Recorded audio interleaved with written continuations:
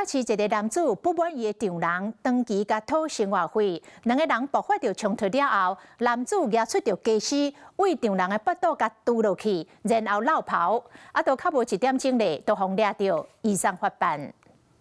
一個查甫人甲褲骹搶閉起來，穿襯拖佇咧巷仔內豆豆仔行，看起來就親像是咧散步。不過伊佇咧幾分鐘進前，才甲家己的丈人抬着傷。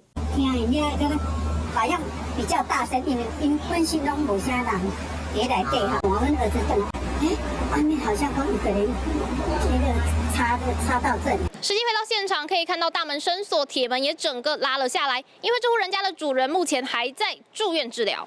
在18暗時6點外，台北市艋舺萬大路附近，長線競賽當日到丈人因兜食飯開講，敢若是不滿長期互討錢，就摕物件甲丈人抬着傷，犯案了後步練走大約3公里，1點鐘了後就互逮捕。你因涉嫌殺人未遂，我們依規定現在目前開捕。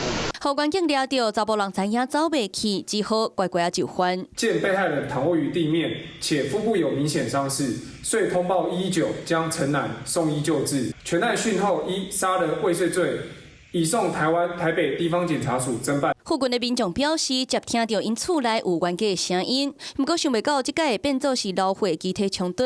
加在互抬着傷的丈人，目前已經出交予病房，無性命危險。競賽嘛要替家己闖蕩的行為付出代價。Hello， 我是張新文。想要搶先掌握最及時的新聞資訊嗎？趕快訂閱、按讚、開啟小鈴鐺，鎖定華視新聞 YouTube 頻道。